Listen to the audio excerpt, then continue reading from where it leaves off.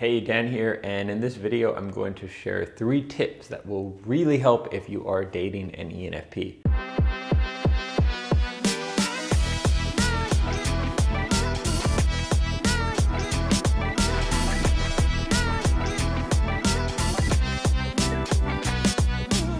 Now, if you're already a subscriber, there's a very good chance you are an ENFP, and so the point of this video is to share it with someone in your life, presumably that you're dating or maybe thinking about dating. It could be a little hint for them, and to help them better understand you and perhaps be a better partner in that case as well. Tip number 1 is that ENFPs, we love to dream. This probably doesn't surprise you if you are currently dating or in a long-term relationship with an ENFP. We are dreamers, and I imagine that if you're dating an ENFP at the phase where they are dreaming a lot but not doing as much quite yet, that it can be quite frustrating, where you're like, okay, enough talk with all these dreams, like either quit your job or either start your business or go travel, do whatever, stop talking about it. And I totally get that that could be quite frustrating. You may also find it frustrating that they dream a lot but don't necessarily put things into action. The way you might be someone who's more of a planner, you would take action, you would have all the steps, that they don't do that and you find it very frustrating.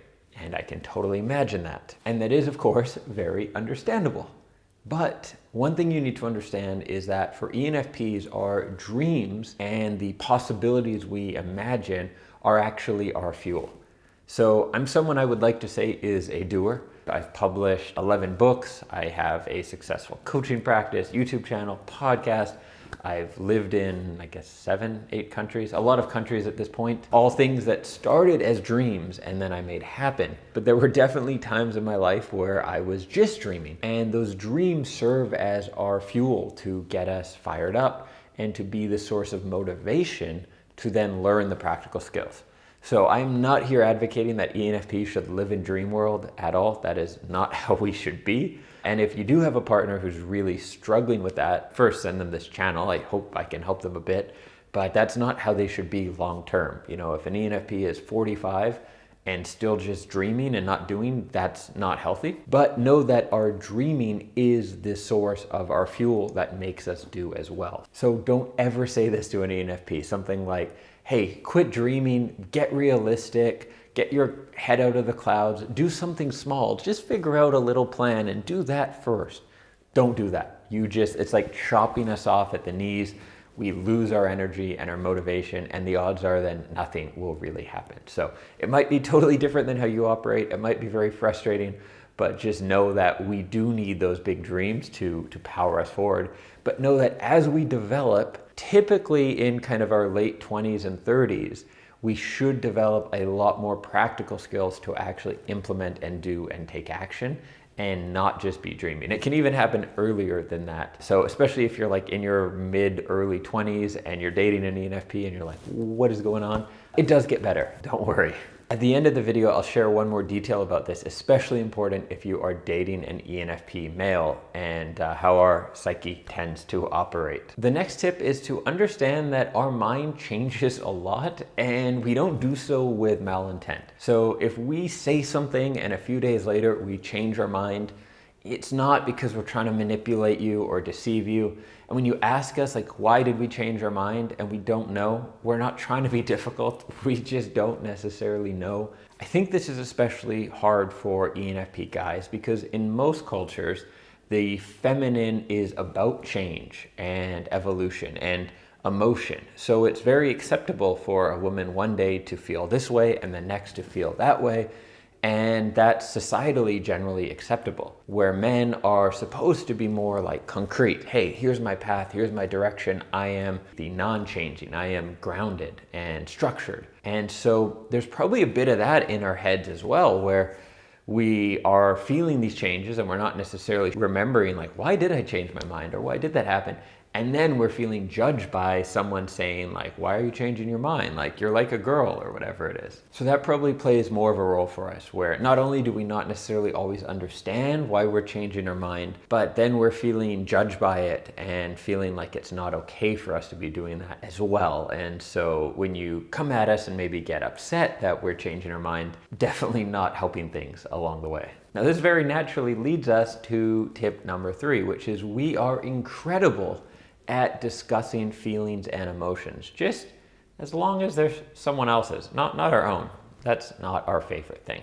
This could be confusing sometimes because you might think, hey, this person seems really insightful and evolved and they have all this love of psychology, or clearly talking from my own experiences here, and they have all this, knowledge of psychology or feelings or emotions or these sorts of things, but then they're kind of closed off about their own stuff, and that can be true for us. And so know that, again, this is not us trying to be difficult or trying to play games. It's just something that is not always the easiest for us relative to our general interest in people and emotions. So it's maybe easy for you to understand if you're dating someone who's like very concrete and they're all about the real world. It's like, yeah, that makes sense. That person would be not very emotional or closed off to discussing their feelings. But this ENFP is always talking about feelings and emotions, and then they don't want to talk about all their feelings and emotions. So just know that that's kind of a normal thing, and you can help your partner work on it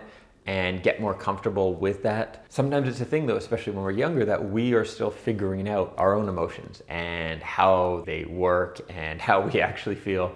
And so having to explain that to someone else can be extra difficult. So I promised I would add one more detail to tip number 1 about how we are dreamers. And it is this, that in our dreams, we are always the star. We are the superhero. And if you tear that down or don't support it, you might as well end the relationship immediately. And this is, I think, true beyond just ENFPs for many types. We want to see ourselves as the hero on our own journey, right? And if you tear down your partner's dream on that and say, get realistic, what have you done in your life so far? What are your chances of ever doing that? Like, I get it. Maybe you're in a stressful time. Maybe your partner has been a bit of a bum and really needs to up their game. All that can be true. But what is also true is if you tear down that vision they have for themselves, then you basically killed your relationship. You might keep dating for years. You might stay married, but it's dead. I really do believe that. And that doesn't mean that you can't help your partner adjust their views and perhaps work with a coach. I have a program called ENFP Unleashed where I work with ENFPs. In the right environment, we can help your ENFP gain a more realistic set of goals and gradually make progress and create the life that they can actually achieve. Because if someone's like down here and their vision is here and they're not making progress, the truth is they will probably get stuck here for the rest of their life. And I see that with people. So something does need to change. But as their partner, if you tear them down and basically remind them of how little they've done or where they're at, it just kills the relationship, I believe. And so you don't want to do that. If your partner does need help, look to someone like me. I coach a lot of ENFPs, as I mentioned. I have a program coaching ENFPs, or maybe a mutual friend or mentor or someone's parent or someone to kind of bridge that gap.